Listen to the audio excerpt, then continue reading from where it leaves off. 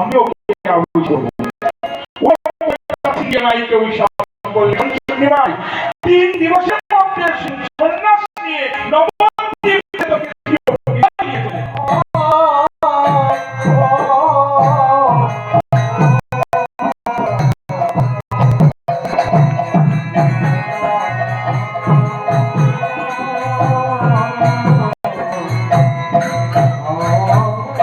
চৈতন্য চরিতামৃত যারা পাঠ করেছেন লেখা শেষে কৃষ্ণদাস কবিরাজ গোস্বামী বলেছেন মহাপ্রভুর অভিশাপ বার্তা শুনে এইজন অন্তিমে শ্রবণ করে তাদের সংসার বন্ধন থেকে ঘুরে আমার বিদায় করে শ্রীপাদ পদ্ম লাভ করে।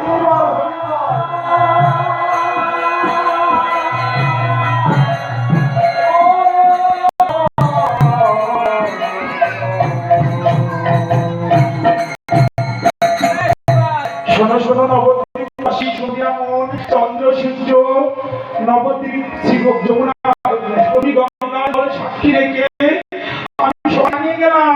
আমি মাকে ছেড়ে যেতে চাইনি। আগে ব্রাহ্মণের মুখের কথা রক্ষার্থে আমি 3 দিবসের মধ্যে নবদ্বীপ ছেড়ে চলে যাব। ব্রাহ্মণ তোমাদের মুখে না আগুন জ্বলে? আজ যদি আমি সন্ন্যাস নিয়ে না চলে যাই তাহলে তোমাদের বাক্য মিথ্যা হবে। এমনি তোমরা কলিযুগের ব্রাহ্মণ অভিশাপ প্রাপ্ত, তোমাদের মুখে এখন আর আগুন জ্বলে না। আমি যদি না যাই তোমরা আরো মিথ্যে হয়ে যাবে। তাই তোমাদের রক্ষার্থে আমি 3 দিবস নয় আজকের মধ্যেই সন্ন্যাস নিয়ে চলে যাব। প্রভু বাড়িতে নিত্যানন্দ ঠাকুর শিবাসের বাড়িতে সেবা আদি করত সতী মাতার গৃহে, বীরভূম জেলার বীরচন্দ্রপুর গ্রাম।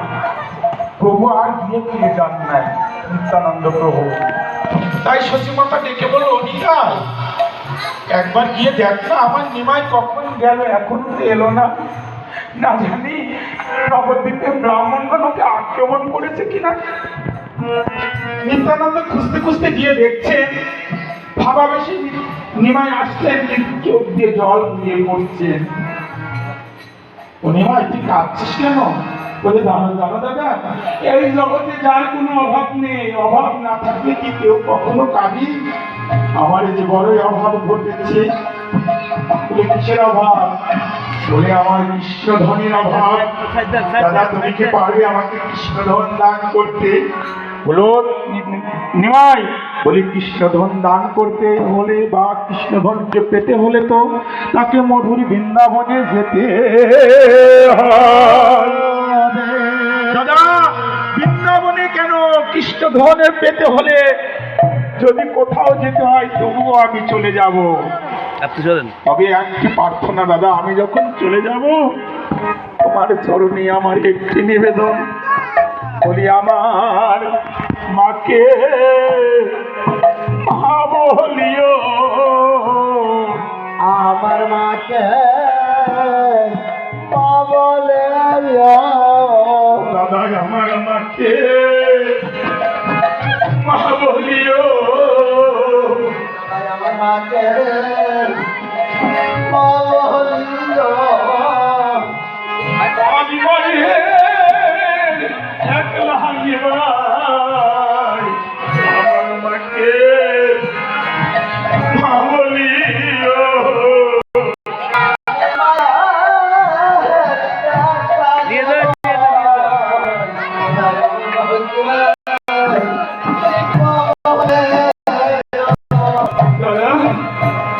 আমি যখন সন্ন্যাস নিয়ে চলে যাব তুমি আমার মাকে শুধু একটিবার মা বলে ডাকবে। কেন আমার মায়ের মা বলা আমার শশী মাথা দিয়ে বড় জন্ম দুঃখী। আমার দাদা চলে গিয়েছে, চলে যাই, আমার বাকি কে মা বলে ডাকবে। আর ভাই গলা জলা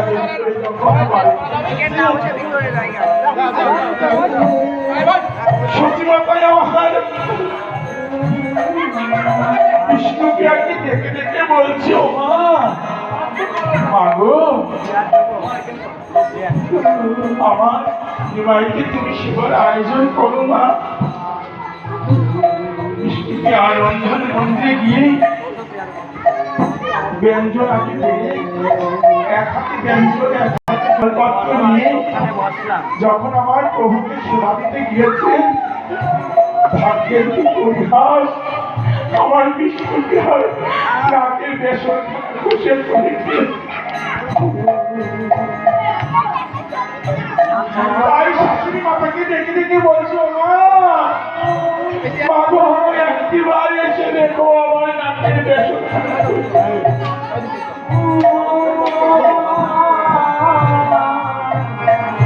তুমি না বললে প্রাতঃ স্নান করলে নাকি শব্দ কেটে যায়, এটা তো অমঙ্গলের সূচনা।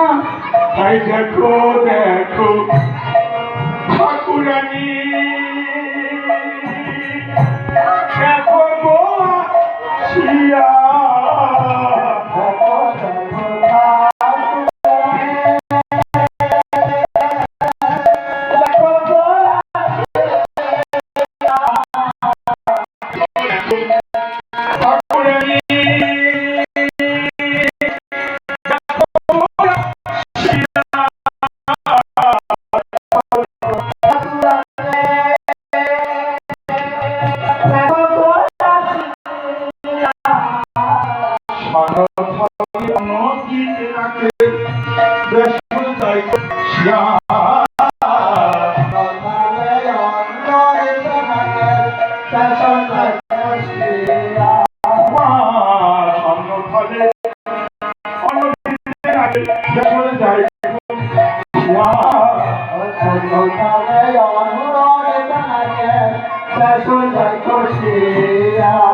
অমঙ্গলের চিহ্ন যাই বলে চিহ্ন যাই বলে নাকের চিহ্ন যাই দেখা